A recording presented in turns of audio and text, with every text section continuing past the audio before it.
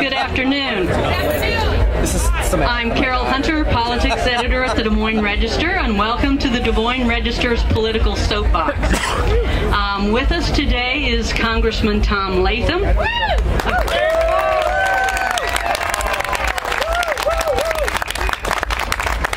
Of course, Congressman Latham is our longest-serving congressman. He represents the 4th District now. Because of redistricting, he'll be running in the 3rd District this year, and his opponent is Democrat Leonard Boswell of Des Moines. I would ask everyone to maintain a great Iowa tradition of civil discourse, and let's listen as we hear from Congressman Tom Latham. Thank you. Thank you very much, Carol. It's great to be back on the soapbox here today with you. Governor Branstad, thank you very much. What a great leader you are in our state. And before I start, on substance, the most important thing I can do is not to forget to introduce my wife, who is here with us. Kathy, if you would. And my daughter Jill is actually here also. But anyway,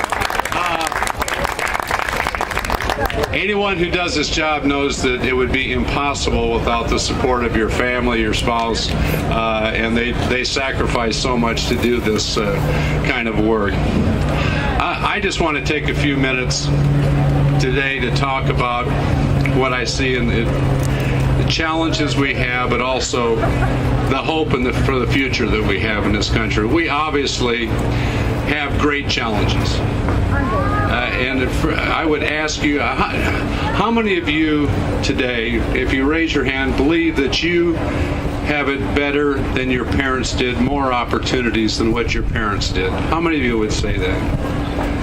How many of you here believe that if we stay on the course we are today, that your children and grandchildren will have more opportunities than you did? It is a sea change in attitude in this country, that our future may not be as bright as it once was, or what we thought it should be for the next generations. And that's really what this is all about, is talking about what we do today and the effect that will have on our kids and our grandchildren. We are $16 trillion in debt. This year, once again, we're going to add over $1.2 trillion onto that. It simply is not sustainable. This is being financed at all-time historic low interest rates. If, in fact, we would at about $250 billion of money going to places like China. If, in fact, we were at historic normal interest rates, it would be close to $800 billion a year. That's every dime we pay in taxes to the federal government would go simply to service the interest. At that point, we're over the cliff. We have got to stand up, have people in Washington who will talk to each other, who will actually address the big issues of the day.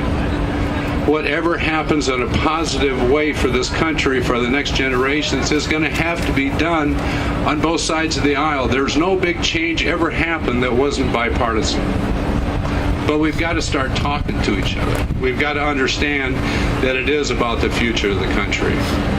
Now, their campaigns will show differences in all this, but in the end, we've got to have leadership in Washington that will actually care more about the future and the American people than they do about their political future. We have some immediate challenges coming up. When you look at, and it's probably going to get pushed off till after the election, but the Budget Control Act, or the sequestration, that will come into effect on January 2nd, that will cut $1.2 trillion from the budget over the next 10 years, half of which will go to cuts in defense, half will go to cuts in other domestic discretionary programs, like the National Institute of the Health or education programs. A lot of those things, the impact on the military is going to be devastating. And we've got a lot of veterans here today, and I thank you for your service, but if that goes into effect, we will have the smallest ground force since 1940 We'll have the smallest Navy since before World War I. We'll have the smallest Air Force in the history of the Air Force. Those things can't happen. And we've got to make sure that we do the right thing after the election, get the sequestration. Well, what we're seeing, geez, they brought the helicopters for me too?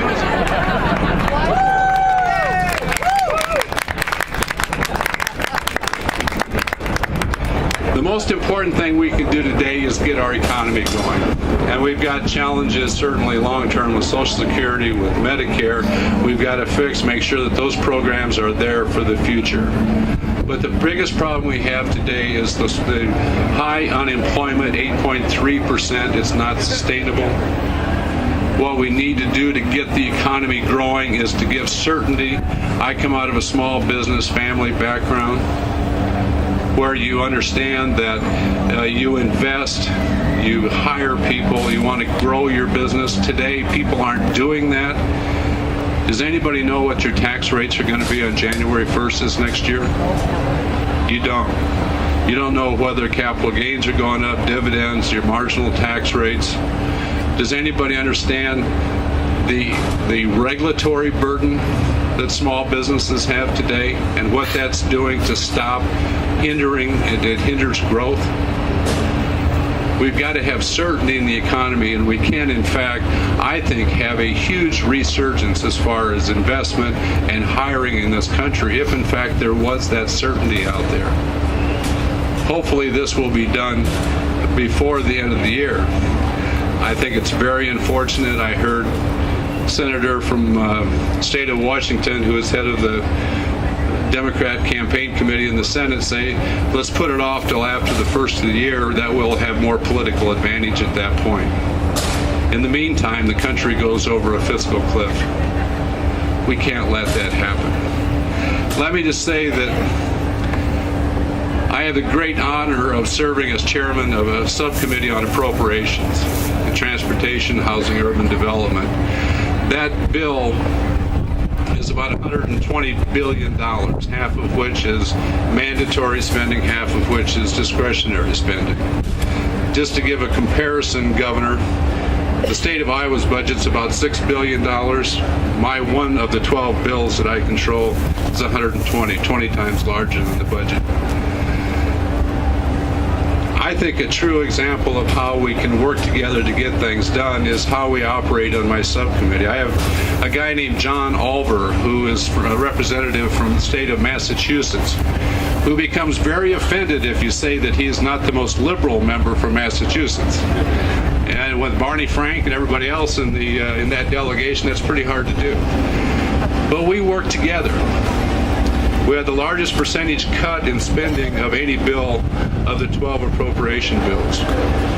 We worked together.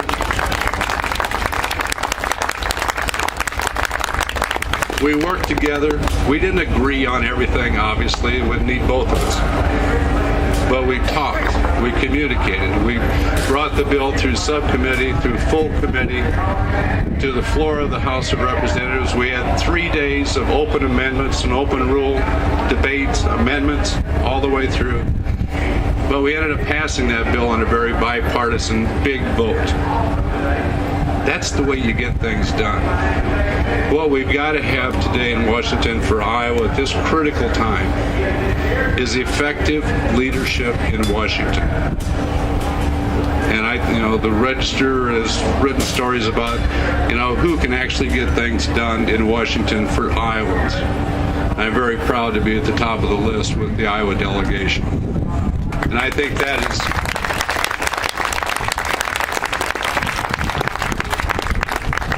the way you do it, though, is to understand that it's not my way or the highway, that we work together for the goodness and betterment of this country. Let me just close by saying I've had the honor to represent Iowans, I think in 36 counties now, over my tenure in Congress. It's a tremendous honor. It's a tremendous responsibility. I want to continue to serve the state of Iowa. More importantly, I want to continue to work for the future of our kids and grandchildren. I just had a grandson born January 4th this year. When I first held that baby, I couldn't help but think that he is $50,000 in debt as his share of the national debt. It is simply wrong. It's immoral what we're doing to those kids, limiting their opportunity for the future. We can have a great future in this country. We've got to pull together. America's greatness is ahead of us if, in fact, we do that. So with that, I would ask for your vote this November in this new 3rd District, which is, I love. Kathy and I, if you're not aware, when we first got married back 37 years ago, we lived in Clive for a year. Now we're back in Clive again. We apparently haven't gotten very far in life, honey, but anyway. But this new 3rd District is great. Looking forward to the service, and again, I would ask for your vote. So thank you very, very much.